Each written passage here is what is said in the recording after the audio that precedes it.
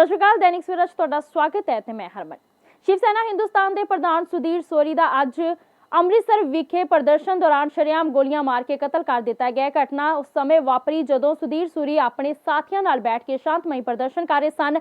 हमलावर वालों सूरी नूं 5 गोलियां मार दित्तियां गईयां। अमृतसर के पुलिस कमिश्नर अमृतपाल सिंह ने जानकारी दिंदियां दस्सिया कि सुधीर सूरी नूं कतल करने वाले कातल नूं पुलिस ने गिरफ्तार कर लिया। पुलिस ने वारदात च वरत्या हथियार भी बरामद कर लिया। शिव सेना आगू सुधीर सूरी के कतल तो बाद रोस विच आए शिव सेना वालों पंजाब बंद का ऐलान कर दिता गया। एनआईए ने सिद्धू मूसेवाला के कतल के मामले में पंजाबी गायिका जैनी जोहल तो पुछगिछ की। जैनी जोहल नाल एनआईए की करीब 4 घंटे तक पुछगिछ चली। कुछ दिन पहला ही एनआईए ने अफसाना खान तो भी इस मामले से पुछगिछ की। इस मामले की जांच कल दिलप्रीत ढिल्लों और मनकीरत औलख तो भी की गई। उन्होंने तो भी करीब 5 घंटे पुछगिछ की गई सी। अज जैनी जोहल नूं बुला के एनआईए ने सिद्धू मूसेवाला के कतल केस मामले की पुछगिछ की। मुख्यमंत्री भगवंत मान ने पराली के मुद्दे को लैके दिल्ली के उप राज्यपाल विनय कुमार सक्सेना वालों लिखी चिट्ठी का जवाब दिता है। मुख्यमंत्री मान ने कहा कि एलजी साहिब तुसीं दिल्ली की चुनी हुई सरकार के काम रोक रहे हो। तुहाडी रैड लाइट ऑन कार बंद मुहिम बंद कर दी अते तुसीं मैनूं लिख के राजनीति कर रहे हो। अजिहे गंभीर मुद्दे ते राजनीति करना ठीक है। साबका मंत्री नवजोत सिंह सिद्धू की सीएलयू मामले अज वीडियो कॉन्फ्रेंसिंग जरिए जिला अदालत च पेशी हुई। पिछली सुनवाई दौरान मैडिकल अनफिट करार दिते जाण मगरों उन्हां दा लुधियाना की अदालत च गवाही देण लई आउण दा फैसला बदल दिता गया सी। हालांकि सिद्धू की पेशी लई अदालत च सुरक्षा के सख्त प्रबंध किए गए सन, पर इस दे बावजूद सिद्धू की हाई कोर्ट च लाई गई पटीशन ते सिद्धू नूं राहत दिंदे होए अदालत च उन्हां दी गवाही वीडियो कॉन्फ्रेंसिंग राही लैण दे हुक्म दिते गए सन। इस केस की अगली सुनवाई 14 नवंबर को होनी तय की गई है। सीजेएम सुमित मक्कड़ की अदालत ने प्रोडक्शन वारंट जारी करके सिद्धू नूं साबका कांग्रेसी मंत्री भारत भूषण आशू ते साबका डीएसपी सेखों के केस च बतौर गवाह अदालत तलब किया। ਉਹੀ ਹੋਈ ਹੈ ਜੀ ਜਿਸ ਦੀ ਉਮੀਦ ਕੀਤੀ ਜਾ ਸਕਦੀ ਸੀ ਤੇ ਜਿਸ ਕਰਕੇ ਇਹ ਐਸਕੇਪ ਕਰ ਰਿਹਾ ਸੀਗਾ ਸਾਰੇ ਸਿਸਟਮ ਤੋਂ। ਬਿਲਕੁਲ ਇੱਕ ਚੀਜ਼ ਤੋਂ ਮੁੱਕ ਰਿਹਾ ਉਹ। हैरानी की गल है कि ऐसिया चीज़ों तो मुक रहा जितों मुकरन की लोड़ नहीं। तो बिल्कुल एरोगेंट जोड़ा वह मतलब बिहेवियर सीगा। फिर बाकी हर चीज़ तो मुक रहे हो। एक गल नूं भी उन्हें मतलब मनन नूं तैयार नहीं सी, अपने साइनां नूं मनन नूं तैयार नहीं सी। ओरिजिनल फाइल कहता लैके आओ, फिर मैं वो गल करूँगा। ओरिजिनल फाइल का तो रौला है सारा भी ओरिजिनल फाइल गवाची हुई है तो तूं गवाई हुई है। वो तो ये भी पूछा गया कि तुहाडा जी जिहड़ा वेणु प्रसाद तुहाडा प्रिंसीपल सैकटरी है वो कह के गया कि मतलब जिहड़ा हैगा फाइल तुहाडे कोलों गुम हुई है। कहता मैं किसी वेणु गोपाल सैकटरी नूं जानदा ही नहींगा, सैकटरी हैगा कोई मैं नाम जानता ही नहींगा। फिर अखीर ते कह रहा मैं नाम जानदा मैं दसना ही नहीं हैगा। मतलब इस तरह के मतलब बाद विच मैं जो कॉपी लैके असीं जो विखावांगे तुहानूं तो मतलब लोग हैरान होणगे कि मतलब इस बंदे का दिमागी तवजन हिल चुक्या है कि जिहड़ा कोर्ट दे नाल भी इस तरह बिहेव कर रहा सी जिवें कोर्ट उहदे कोई नौकर रखे हुंदे आ। एक अंगद सोही सैकटरी बारे पुछया गया उहदे कोलों भी तुहाडा जिहड़ा पीए परसनल जिहड़ा तुसीं माइनिंग दे विचों रिटन लिख के ज़्यादा मतलब डिपार्टमेंट चों लिया सी अपने वास्ते और लगातार नाल रहा सारी टेन्योर दे विच। कहंदा मैनूं कोई याद ही नहीं कि मेरा कोई अंगद सैनी नाम दा मतलब कोई जिहड़ा हैगा सीगा कोई पीए सीगा। सिर्फ एक बनी संधू बारे उन्हें कहा भी हाँ मेरा OSD सीगा। इस तो इलावा होर कोई गल नहीं की। हर चीज़ तो मुक रहा जिहड़ा रिकॉर्ड जिहड़ा दस्सिया गया विखाया गया उन्हें कहा बिल्कुल मेरे कोल सामने ओरिजिनल रखो। जज साहब ने भी बार बार कहा भी ओरिजिनल ही हुंदा तां फिर तां तुहानूं बुलाउण दी लोड़ ही नहीं सी। इल्ज़ाम ही ये है, डिलेमिया ही ये वर्ड यूज़ किया उन्होंने भी इस केस का डिलेमिया ही ये है कि मतलब ओरिजिनल फाइल नहीं हैगी तो ओरिजिनल फाइल तुहानूं कित्थों लैके देईए। जिहड़ा डिपार्टमेंट दे के गया थोड़ी रीकनस्ट्रक्ट करके ये बारे की कहना वो कहता रीकनस्ट्रक्ट फाइल जी है मेरे जोड़े टनेयर च कदे हुई हुई नहीं तो जे है कोई हुई है तो वो सैकटरी तो पुछो। हर चीज़ जी हैगी है जवाब उन्हें इस लहजे दिता कि मैनू कुछ भी नहीं पता। बकायदा इस मेरे बारे पूछा गया कि तुसीं बलविंदर सेखों नूं तुसीं जाणदे हो, वो बारे वो जवाब से भी हाँ मेरे को एक बड़ा DSP आया सी जिन्होंने कि बहुत ईमानदार कहा जाता सीगा पर उसनूं बाद विच चीफ मिनिस्टर ऑफिस ने रिमूव कर दिता। ना तो उन्हें मैनू ये कहा भी ये बेईमान सीगा या करप्ट सीगा। ਇਹਦੀ मतलब अकल और औकात है गल करन दी भी जे घट्टो घट्ट तुसीं किसी बारे चंगा नहीं कह सकते तो घट्टो घट्ट माड़ा तो ना कहो। मतलब एलीगेशन भी ला रहा है सुनो जस्ट लिसन एलीगेशन भी ला रहा है तो वह लुक के ला रहा है घुंड कढ़ के ला रहा है भी मेरे को इस करके आया सी कि ईमानदार है। फिर तू ज्यादा कह भी उन्हें बेईमानी की कोई तो तू ये कह रहा है कि जो चीफ मिनिस्टर है उन्हें उन्होंने रिमूव कर दिता कि मतलब मैनू बिना दस्से तो ये की कहना चाहते सी इस मामले च। बड़ी हैरानी वाली मतलब कमाल ही है कोई मतलब इस बंदे तो यही जी उम्मीद। ईवन जज साहब भी बड़े ऑकवर्ड पोजीशन फील कर रहे थे जिन्ना चिर ये जी कॉन्फ्रेंस चलती रही है।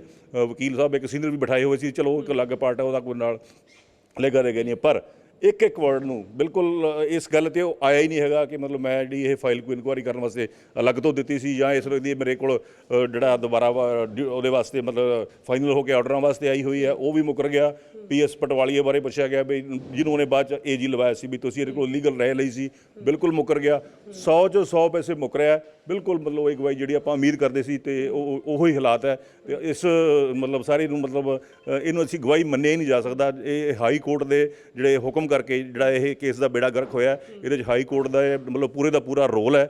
ਉਹ ਦੁਕਾਨ ਨੇ ਆਪਣਾ ਸੌਦਾ ਵੇਚ ਕੇ ਪਤਾ ਨਹੀਂ ਕਿਸ ਭਾਅ ਦੇ ਵਿੱਚ ਇਸ ਬੰਦੇ ਨੂੰ ਪ੍ਰੋਵਾਈਡ ਕਰਾਈ ਹੈ ਵੀਡੀਓ ਕਾਨਫਰੰਸਿੰਗ। ਅਸੀਂ ਸਵਾਲ ਚੁੱਕ ਖੜੇ ਹੋ ਰਹੇ ਨੇ, ਵਾਰ-ਵਾਰ ਅਸੀਂ ਕਹਿ ਰਹੇ ਸੀ ਕਿ ਸਾਡਾ ਇਹਨਾਂ ਪਰਪਸ ਹੀ ਨਹੀਂ ਹੱਲ ਹੋਣਾਗਾ, ਉਹੀ ਹੋਇਆ ਬਿਲਕੁਲ। ਤਾਂ ਮਤਲਬ ਇਹ ਹਾਈ ਕੋਰਟ ਵਾਸਤੇ ਬਹੁਤ ਨਿੰਦਣਯੋਗ ਘਟਨਾਵਾਂ ਕਿ ਹਾਈ ਕੋਰਟਾਂ ਜਦੋਂ ਕੋਈ ਕਿਸੇ ਨੂੰ ਇਨਸਾਫ ਮਿਲਣ ਦੀ ਕਿਤੋਂ ਉਮੀਦ ਹੁੰਦੀ ਹੈ ਤੇ ਇੰਟਰਵੀਨ ਕਰਕੇ ਧੱਕਾ ਕਰਕੇ ਇਸ ਤਰੀਕੇ ਨਾਲ ਮਤਲਬ ਸੀਨਾ ਜੋਰੀ ਤੇ ਉਤਰੀਆਂ ਹੋਈਆਂ ਤੇ ਇਹ ਨਵਜੋਤ ਸਿੱਧੂ ਵਰਗਿਆਂ ਨੂੰ ਹੋਰਾਂ ਨੂੰ ਜਿਹੜਾ ਹੈਗਾ ਸ਼ੈਲਟਰ ਕਰਨ ਵਾਸਤੇ ਬੈਠੀਆਂ। ਇੱਕ ਗੱਲ ਪੁੱਛਣਾ ਚਾਹਾਂਗਾ ਤੁਹਾਨੂੰ, ਜਦੋਂ ਇਹ ਮੌਜੂਦਾ ਸਰਕਾਰਾਂ ਦੇ ਵਿੱਚ ਮੰਤਰੀ ਹੁੰਦੇ ਨੇ, ਤੁਹਾਨੂੰ ਜਿਹੜੀ ਕਿ ਇਨਕੁਆਇਰੀ ਸੌਂਪੀ ਜਾਂਦੀ ਉਦੋਂ ਇਹਨਾਂ ਦੇ ਬੋਲ ਕੀ ਸੀਗੇ? ਨਹੀਂ ਉਹ ਤਾਂ ਚਲੋ ਸਾਰੀ ਦੁਨੀਆ ਨੂੰ ਪਤਾ। ਉਦੋਂ ਤਾਂ ਇਹਨੇ ਕਿਹਾ ਸੀ ਵੀ ਬਿਲਕੁਲ ਇਹਦੀ ਠੀਕ ਕਰਕੇ ਲਿਆਓ। ਜਿਹੜਾ ਮੰਤਰੀ ਸੰਤਰੀ ਤਾਂ ਆਪ ਕਹਿੰਦਾ ਸੀ ਮੰਤਰੀ ਸੰਤਰੀ ਜਿਹੜਾ ਹੋਊਗਾ ਠੋਕ ਦੂੰਗਾ। ਅੱਜ ਇਹਨੂੰ ਯਾਦ ਵੀ ਨਹੀਂਗਾ ਵੀ ਉਹ ਮੰਤਰੀ ਸੰਤਰੀ ਤਾਂ ਇਹਦੇ ਨਾਲ ਦੇ ਉੱਥੇ ਬੈਰਕ ਵਿੱਚ ਹੀ ਰਹਿੰਦਾ, ਕੋਈ ਦੂਰ ਤਾਂ ਹੈ ਨਹੀਂਗਾ। ਆਜੂ ਉੱਥੇ ਹੀ ਹੈਗਾ, ਜੇਲ੍ਹ ਦੇ ਵਿੱਚ ਹੀ ਹੈਗਾ। ਤਾਂ ਕੀ ਭਾਈਚਾਰਾ ਪਾਲਦੇ ਆ ਇਹ। ਤਾਂ ਮੈਂ ਇਸ ਜਿਹੜੀ ਸਾਰੀ ਦੀ ਸਾਰੀ ਜਿਹੜੀ ਦਿੱਤੀ ਹੈ ਜਿਹੜੀ ਇਹ VC ਤੇ ਇਹਨੂੰ ਇੱਕ ਮੂਰਖਤਾ ਭਰੇ ਜਿਹੜੇ ਮਤਲਬ ਵਰਤਾਰੇ ਤੋਂ ਇਲਾਵਾ ਹੋਰ ਕੁਝ ਨਹੀਂ ਵੇਖਿਆ ਜਾ ਸਕਦਾ। ਕਿਉਂਕਿ ਮੈਂ ਇੰਡੀਪੈਂਡੈਂਟ ਕਿਤੇ ਆਪਣੇ ਸਾਥੀ ਮੰਤਰੀ ਤਾਂ ਬਚਾਅ ਕਰਦੇ ਨਜ਼ਰ ਆਏ ਨੇ। ਮੈਂ ਆਪਣੇ ਇੰਡੀਪੈਂਡੈਂਟ ਵਿਟਨੈਸ ਵਜੋਂ ਮੈਂ ਕਹਿ ਸਕਦਾ, ਠੀਕ ਹੈ। ਤੇ ਜੱਜ ਸਾਹਿਬ ਜਾਂ ਹੋਰ ਲੋਕ ਜਿਹੜੇ ਸੀ ਉਹ ਇਹ ਗੱਲ ਕਹਿ ਨਹੀਂ ਸਕਦੇ, ਪਰ ਉਹਨਾਂ ਦੇ ਜਿਹੜਾ ਬਾਡੀ ਲੈਂਗੁਏਜ ਸੀ ਉਹ ਦੇਖ ਰਹੇ ਸੀ। ਉਹ ਮਤਲਬ ਵੇਖ ਰਹੇ ਸੀ ਵੀ ਇਹ ਇਸ ਤਰ੍ਹਾਂ ਦੇ ਜਿਹੜੇ ਲੋਕ ਹੈ ਇਹ ਸਟੇਟ ਦੇ ਲੀਡਰ ਹੋਣਗੇ ਜਿਹੜਾ ਕਿ ਮਤਲਬ ਇੰਨੇ ਨੀਵੇਂ ਪੱਧਰ ਦਾ ਜਿਹਨਾਂ ਦੀ ਮਾਨਸਿਕਤਾ ਹੈਗੀ ਹੈ, ਜਿਹੜੇ ਮਤਲਬ ਸੱਚ ਨੂੰ ਸੱਚ ਕਹਿਣ ਦੀ ਤਾਂ ਹਿੰਮਤ ਰੱਖ ਹੀ ਨਹੀਂ ਸਕਦੇ। ਝੂਠ ਮਾਰਨ ਦੀ ਵੀ ਅਕਲ ਨਹੀਂ ਹੈਗੀ ਵੀ ਝੂਠ ਕਿਸ ਤਰੀਕੇ ਨਾਲ ਮਾਰਿਆ ਉਹ ਹਜਮ ਹੋ ਜਾਵੇ। ਲੱਗਦਾ ਕਿ ਕੋਈ ਸਮਾਂ ਸੀਗਾ ਜਦੋਂ ਆਪਦੀ ਸਾਥੀ ਮੰਤਰੀ ਤੇ ਕਾਰਵਾਈ ਕਰਨ ਨੂੰ ਤਿਆਰ ਸੀ, ਤਾਂ ਅੱਜ ਉਹੀ ਸਾਥੀ ਮੰਤਰੀ ਦੇ ਹੱਕ ਦੇ ਵਿੱਚ ਖੜੇ ਨਜ਼ਰ ਆ ਰਹੇ ਨੇ। ਬਿਲਕੁਲ ਦੇਖੋ, ਜੇ ਸੱਚ ਨਹੀਂ ਬੋਲ ਰਿਹਾ ਤਾਂ ਫਿਰ ਉਹਦੇ ਹੱਕ 'ਚ ਹੀ ਹੈ ਨਾ, ਇਕੱਲੇ ਉਹਦੇ ਹੱਕ ਵਿੱਚ ਨਹੀਂ। ਮੈਂ ਫਿਰ ਗੱਲ ਆਪਣੀ ਸਮ ਅਪ ਕਰਨ ਤੋਂ ਪਹਿਲਾਂ ਕਹੂੰਗਾ, ਇਹ ਵੇਨੂ ਪ੍ਰਸ਼ਾਦ ਦੇ ਆਲੇ ਦੁਆਲੇ ਘੁੰਮਦੀ ਸਾਰੀ ਕਹਾਣੀ। ਉਹ ਤਾਂ ਜੇਲ੍ਹ 'ਚ ਬੈਠਾ, ਉਹਦਾ ਕੀ ਵਿਗੜ ਗਿਆ? ਹੁਣ ਉਸ ਤੋਂ ਬਾਅਦ ਕੀ ਹੋ ਜਾਊਗਾ? ਆਸ਼ੂ ਦੇ ਉੱਤੇ ਇਸ ਕੇਸ ਕੀ ਹੋ ਜਾਣਾ? ਵੈਸੇ ਵੀ ਉਹਦੀ ਡਾਇਰੈਕਟ ਇਨਵੋਲਵਮੈਂਟ ਮੈਂ ਬਹੁਤ ਵਾਰ ਕਿਹਾ ਕਿ ਉਹਨਾਂ ਕੋਈ ਕੰਸਰਨ ਨਹੀਂ ਹੈਗਾ। ਬੀਬੀ ਜਗੀਰ ਕੌਰ ਨਾਲ ਵਿਵਾਦ ਤੋਂ ਬਾਅਦ ਅਕਾਲੀ ਦਲ ਨੇ ਸ਼੍ਰੋਮਣੀ ਕਮੇਟੀ ਦੇ ਮੌਜੂਦਾ ਪ੍ਰਧਾਨ ਐਡਵੋਕੇਟ ਹਰਜਿੰਦਰ ਸਿੰਘ ਧਾਮੀ ਨੂੰ SGPC ਪ੍ਰਧਾਨ ਦੀ ਚੋਣ ਲਈ ਆਪਣਾ ਉਮੀਦਵਾਰ ਐਲਾਨ ਦਿੱਤਾ ਹੈ। ਇਸ ਦੀ ਜਾਣਕਾਰੀ ਅਕਾਲੀ ਦਲ ਦੇ ਸੀਨੀਅਰ ਆਗੂ ਅਤੇ ਬੁਲਾਰੇ ਡਾਕਟਰ ਦਲਜੀਤ ਸਿੰਘ ਚੀਮਾ ਨੇ ਟਵੀਟ ਕਰਕੇ ਦਿੱਤਾ ਹੈ। ਡਾਕਟਰ ਦਲਜੀਤ ਚੀਮਾ ਨੇ ਕਿਹਾ ਹੈ ਕਿ ਸ਼੍ਰੋਮਣੀ ਅਕਾਲੀ ਦਲ ਦੇ ਪ੍ਰਧਾਨ ਸੁਖਬੀਰ ਸਿੰਘ ਬਾਦਲ ਨੇ ਸ਼੍ਰੋਮਣੀ ਕਮੇਟੀ ਮੈਂਬਰਾਂ ਅਤੇ ਪਾਰਟੀ ਦੇ ਸੀਨੀਅਰ ਆਗੂਆਂ ਨਾਲ ਵਿਆਪਕ ਵਿਚਾਰ ਵਟਾਂਦਰਾ ਕਰਨ ਤੋਂ ਬਾਅਦ ਐਲਾਨ ਕੀਤਾ ਹੈ ਕਿ 9 ਨਵੰਬਰ ਨੂੰ ਹੋਣ ਵਾਲੀ ਸ਼੍ਰੋਮਣੀ ਕਮੇਟੀ ਦੀ ਸਾਲਾਨਾ ਚੋਣ ਲਈ ਸ਼੍ਰੋਮਣੀ ਅਕਾਲੀ ਦਲ ਦੇ ਪ੍ਰਧਾਨ ਦੇ ਅਹੁਦੇ ਲਈ ਹਰਜਿੰਦਰ ਸਿੰਘ ਧਾਮੀ ਉਮੀਦਵਾਰ ਹੋਣਗੇ। ਸੋ ਮੈਂ ਬੇਨਤੀ ਕਰਦਾ ਬੀਬੀ ਜਗੀਰ ਕੌਰ ਜੀ ਨੂੰ, ਪੁਰਾਣੇ ਸਾਡੇ ਪਾਰਟੀ ਦੇ ਬਹੁਤ ਸੀਨੀਅਰ ਲੀਡਰ ਰਹੇ ਆ, ਕਿ ਹੁਣ ਧਾਮੀ ਸਾਹਿਬ ਦਾ ਕੈਂਡੀਡੇਟ ਅਨਾਉਂਸ ਹੋ ਗਿਆ ਤੇ ਉਹ ਵਿਡਰਾਅ ਕਰ ਲੈਣ। ਮੈਂ ਐਜ਼ ਅ ਪ੍ਰੈਜ਼ੀਡੈਂਟ ਮੈਂ ਇਹਨਾਂ ਨੂੰ ਬੇਨਤੀ ਕਰਦਾ। ਸੋ ਮੈਂ ਬੇਨਤੀ ਕਰਦਾ ਬੀਬੀ ਜਗੀਰ ਕੌਰ ਜੀ ਨੂੰ, ਪੁਰਾਣੇ ਸਾਡੇ ਪਾਰਟੀ ਦੇ ਬਹੁਤ ਸੀਨੀਅਰ ਲੀਡਰ ਰਹੇ ਆ, ਕਿ ਹੁਣ ਧਾਮੀ ਸਾਹਿਬ ਦਾ ਕੈਂਡੀਡੇਟ ਅਨਾਉਂਸ ਹੋ ਗਿਆ ਤੇ ਉਹ ਵਿਡਰਾਅ ਕਰ ਲੈਣ। ਮੈਂ ਐਜ਼ ਅ ਪ੍ਰੈਜ਼ੀਡੈਂਟ ਮੈਂ ਇਹਨਾਂ ਨੂੰ ਬੇਨਤੀ ਕਰਦਾ। ਭਾਰਤ ਵਿੱਚ ਚੈਕ ਗਣਰਾਜ ਦੀ ਰਾਜਦੂਤ ਡਾਕਟਰ ਅਲੀਸਕਾ ਜਗੋਵਾ ਨੇ ਅੱਜ ਪੰਜਾਬ ਵਿਧਾਨ ਸਭਾ ਦੇ ਸਪੀਕਰ ਨਾਲ ਮੁਲਾਕਾਤ ਕੀਤੀ। ਕੁਲਤਾਰ ਸਿੰਘ ਸੰਧਵਾ ਨਾਲ ਮੁਲਾਕਾਤ ਕਰਕੇ ਜਿਸ ਦੌਰਾਨ ਦੋਵਾਂ ਨੇ ਪੰਜਾਬ ਅਤੇ ਚੈਕ ਗਣਰਾਜ ਦਰਮਿਆਨ ਆਪਸੀ ਸਹਿਯੋਗ ਨੂੰ ਹੋਰ ਮਜ਼ਬੂਤ ਕਰਨ ਤੇ ਜ਼ੋਰ ਦਿੱਤਾ। ਪੰਜਾਬ ਵਿਧਾਨ ਸਭਾ ਵਿੱਚ ਮੀਟਿੰਗ ਦੌਰਾਨ ਸੰਧਵਾ ਨੇ ਚੈਕੋਸਲੋਵਾਕੀਆ ਵੱਲੋਂ ਪੰਜਾਬ ਦੀ ਹਰੀ ਕ੍ਰਾਂਤੀ ਵਿੱਚ ਪਾਏ ਯੋਗਦਾਨ ਨੂੰ ਯਾਦ ਕੀਤਾ। ਉਹਨਾਂ ਪੰਜਾਬ ਅਤੇ ਚੈਕ ਗਣਰਾਜ ਦਰਮਿਆਨ ਖੇਤੀਬਾੜੀ ਖੇਤਰ ਵਿੱਚ ਮਜ਼ਬੂਤ ਸਹਿਯੋਗ ਤੇ ਵੀ ਜ਼ੋਰ ਦਿੱਤਾ। ਮੋਹਾਲੀ ਪੁਲਿਸ ਨੇ ਵੱਡੀ ਮਾਤਰਾ 'ਚ ਹਥਿਆਰਾਂ ਸਮੇਤ 2 ਦੋਸ਼ੀਆਂ ਨੂੰ ਗ੍ਰਿਫਤਾਰ ਕਰਨ ਵਿੱਚ ਵੱਡੀ ਸਫਲਤਾ ਹਾਸਲ ਕੀਤੀ ਹੈ। ਜਾਣਕਾਰੀ ਦਿੰਦੇ ਹੋਏ SSP ਵਿਵੇਕਸ਼ੀਲ ਸੋਨੀ ਨੇ ਦੱਸਿਆ ਕਿ ਪਰਮਜੀਤ ਸਿੰਘ ਪੰਮਾ, ਜੋ ਕਿ ਦਿਲਪ੍ਰੀਤ ਬਾਬਾ ਗੈਂਗ ਦਾ ਮੈਂਬਰ ਹੈ, ਜਿਸ ਨੂੰ ਹਾਲ ਹੀ ਦੇ ਵਿੱਚ ਗ੍ਰਿਫਤਾਰ ਕੀਤਾ ਗਿਆ ਹੈ, ਉਸ ਕੋਲੋਂ ਪੁੱਛਗਿੱਛ ਵਿੱਚ ਪਤਾ ਲੱਗਾ ਹੈ ਕਿ ਹੋਰ ਹਥਿਆਰ ਸਪਲਾਈ ਕੀਤੇ ਜਾ ਰਹੇ ਨੇ। ਮੋਹਾਲੀ ਪੁਲਿਸ ਨੇ ਕਾਰਵਾਈ ਕਰਦਿਆਂ ਅਨਿਲ ਰਾਜੂ ਅਤੇ ਅਨਵਰ ਜੈਮ ਸਿੰਘ ਨੂੰ ਗ੍ਰਿਫਤਾਰ ਕਰ ਲਿਆ। ਇਹਨਾਂ ਦੇ ਕਬਜ਼ੇ ਵਿੱਚੋਂ 32 ਬੋਰ ਦੇ 20 ਪਿਸਤੌਲ ਅਤੇ 20 ਜਿੰਦਾ ਕਾਰਤੂਸ ਵੀ ਬਰਾਮਦ ਹੋਏ। ਉਹਨਾਂ ਕਿਹਾ ਕਿ ਫਿਲਹਾਲ ਉਹ ਇਹ ਪਤਾ ਲਗਾਉਣ ਦੀ ਕੋਸ਼ਿਸ਼ ਕਰ ਰਹੇ ਨੇ ਕਿ ਉਹ ਕਿਸ ਨੂੰ ਹਥਿਆਰ ਸਪਲਾਈ ਕਰਦੇ ਹਨ। ਅਸੀਂ ਰੀਸੈਂਟਲੀ ਇੱਕ ਦਿਲਪ੍ਰੀਤ ਗੈਂਗ ਦਾ ਗੈਂਗਸਟਰ ਗ੍ਰਿਫਤਾਰ ਕੀਤਾ ਸੀ, ਪਰਮਜੀਤ ਪੰਮਾ। ਉਹਦੀ ਡਿਸਕਲੋਜ਼ਰ ਤੇ ਔਰ ਰੀਸੈਂਟਲੀ ਜਿਹੜੇ ਪਾਸ ਦੇ ਵਿੱਚ ਮੋਹਾਲੀ ਪੁਲਿਸ ਨੇ 60 ਤੋਂ 70 ਇਲੀਗਲ ਵੈਪਨ ਰਿਕਵਰ ਕੀਤੇ ਆ। ਉਹ ਇਨਫੋਰਮੇਸ਼ਨ ਗੈਦਰ ਕਰਦੇ ਹੋਏ ਅਸੀਂ ਫਿਗਰ ਆਊਟ ਕੀਤਾ ਸੀ ਕਿ ਉਮਰਤੀ ਵਿਲੇਜ ਹੈਗਾ ਇੱਕ ਮਹਾਰਾਸ਼ਟਰ ਮੱਧ ਪ੍ਰਦੇਸ਼ ਬਾਰਡਰ ਤੇ, ਜਿੱਥੇ ਇਲੀਗਲ ਵੈਪਨ ਮੈਨੂਫੈਕਚਰਿੰਗ ਯੂਨਿਟ ਬਣਾਇਆ ਹੋਇਆ ਹੈ। ਪਲੱਸ ਉਹ ਜਿਹੜੇ ਮੈਨੂਫੈਕਚਰਰ ਸਪਲਾਇਰਸ ਨੇ ਉਹ ਹੋਲਸੇਲ ਦੇ ਵਿੱਚ ਵੱਡੀ ਮਾਤਰਾ ਦੇ ਵਿੱਚ ਪੰਜਾਬ ਦੇ ਔਰ ਨੇੜ ਦੇ ਰਾਜਾਂ ਦੇ ਗੈਂਗਸਟਰਸ ਨੂੰ ਵੈਪਨ ਸਪਲਾਈ ਕਰਦੇ ਨੇ, ਔਰ ਜਿਹੜਾ ਇਹ ਸਟੇਟਸ ਦੇ ਵਿੱਚ ਇਹ ਗੈਂਗਸਟਰ ਥਰੂ ਜਿਹੜਾ ਮਾਹੌਲ ਹੈ ਖਰਾਬ ਹੁੰਦਾ ਹੈ। ਅਸੀਂ ਫਿਰ ਐਸਐਸਪੀ ਸਾਹਿਬ ਦੀ ਰਹਿਨੁਮਾਈ ਹੇਠ ਅਸੀਂ ਇੱਕ ਟੀਮ ਬਣਾਈ ਜਿਹਦੀ ਸੁਪਰਵਿਜ਼ਨ ਮੇਰੀ ਔਰ ਇੰਸਪੈਕਟਰ ਸੀਆਈ ਸ਼ਿਵ ਕੁਮਾਰ ਦੀ ਸੀਗੀ, ਔਰ ਸਾਡੀ ਟੀਮ ਨੇ ਉੱਥੇ ਆਪਰੇਟ ਕਰਕੇ 3 ਦਿਨ ਦਾ ਆਪਰੇਸ਼ਨ ਚਲਾ ਕੇ ਇਹ ਵੱਡੀ ਸਫਲਤਾ ਮਿਲੀ, ਜਿਹਦੇ ਵਿੱਚ 2 ਮੈਨੂਫੈਕਚਰਰ ਪਲੱਸ ਸਪਲਾਇਰ ਔਰ 20 ਇਲੀਗਲ ਵੈਪਨ ਹੋਰ ਅਸੀਂ ਰਿਕਵਰ ਕੀਤੇ। ਸਰ ਕਿਉਂਕਿ ਤੁਸੀਂ ਕਿਹਾ ਵੀ ਕੀਤੇ ਹੈਗੇ, ਲੇਕਿਨ ਹੁਣ ਤੱਕ ਕਿੰਨੇ ਵੇਚ ਚੱਕੇ ਨੇ ਇਹਨਾਂ ਦੇ ਯੂਨਿਟ ਦੇ ਥਰੂ, ਕਿਤਨੇ ਅੱਗੇ ਸਪਲਾਈ ਹੋ ਚੁੱਕੇ ਨੇ?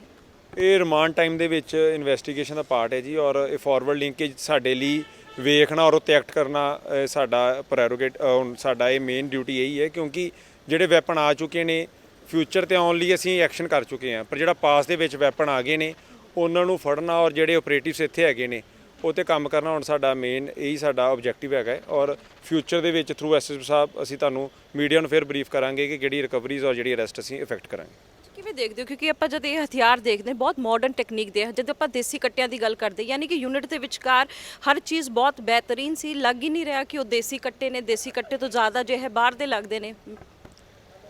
ਇਹ ਜਿਹੜੇ ਮੈਨੂਫੈਕਚਰਰਸ ਨੇ over a period of time ਇਹਨਾਂ ਨੂੰ ਐਕਸਪਰਟਾਈਜ਼ ਆ ਚੁੱਕੀ ਹੈ।